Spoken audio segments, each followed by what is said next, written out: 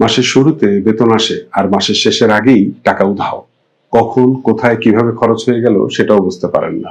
তাহলে আজকের ভিডিওটি আপনার জন্যই, কারণ আজ আমি দেখাবো এমন কিছু সহজ অভ্যাস যেগুলো মেনে চললে প্রতি মাসেই আপনার খরচ কমবে আর সঞ্চয় বাড়বে। অনেকেই মনে করেন বেশি টাকা আয় করলেই ধনী হওয়া যায়, কিন্তু সত্যিটা হলো যে নিজের খরচ নিয়ন্ত্রণ করতে পারে সেই আসল অর্থে আর্থিকভাবে এগিয়ে যায়।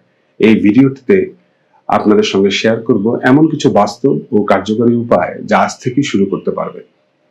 আপনার প্রথম কাজ হলো প্রতিদিন কোথায় কত টাকা খরচ করছেন সেটা লিখে রাখুন। নোটবুক ব্যবহার করতে পারেন অথবা এক্সপেন্স ম্যানেজারের মতো কোনো মোবাইল অ্যাপ। মাস শেষে একবার হিসাব দেখুন, অবাক হয়ে দেখবেন বাইরের খাবার, টুকিটাকি কেনাকাটা বা হঠাৎ কেনা জিনিসেই সবচেয়ে বেশি টাকা চলে গেছে। শুধু এই খরচগুলো কমালেই অনেকের ক্ষেত্রে 10 থেকে 20% পর্যন্ত টাকা বাঁচানো সম্ভব। আরেকটি নিয়ম মনে রাখুন, কেনাকাটার আগে লিস্ট তৈরি করুন। আর বড় কিছু কেনার ইচ্ছে হলে সঙ্গে সঙ্গে কিনবেন না, অন্তত 10 দিন অপেক্ষা করুন। অনেক সময় দেখবেন জিনিসটা আসলে আপনার তেমন দরকারই ছিল না। দ্বিতীয় ধাপ হলো আপনার প্রতিদিনের অভ্যাসে ছোট ছোট পরিবর্তন আনা। বাইরে বারবার খাওয়ার বদলে ঘরে রান্না করুন এবং অফিসে লাঞ্চ বক্স নিয়ে যান। সুপার শপের বদলে কাঁচা বাজার থেকে মাছ সবজি কিনুন। ব্র্যান্ডেড পণ্যের বদলে ভালো মানের নন ব্র্যান্ড পণ্য ব্যবহার করুন। কোল্ড ড্রিঙ্কস এর পরিবর্তে পানি পান করুন। একবারে মাসের বাজার করে ফেলুন আর সম্ভব হলে ছাড়ের সময় কেনাকাটা করুন। আপনার কর্মস্থল কাছে হলে হেঁটে যান, দূরে হলে বাস ব্যবহার করুন। এতে শুধু টাকা নয়, আপনার স্বাস্থ্যও ভালো থাকবে। অপ্রয়োজনীয় লাইট, ফ্যান, এসি বন্ধ রাখুন। এলইডি বাল্ব ব্যবহার করুন এবং গ্যাস সাশ্রয়ী চুলা ব্যবহার করলে বিদ্যুৎ ও গ্যাস বিলও কমবে। তৃতীয় ধাপ হলো নিজের টাকার উপরে নিয়ন্ত্রণ বাড়ানো।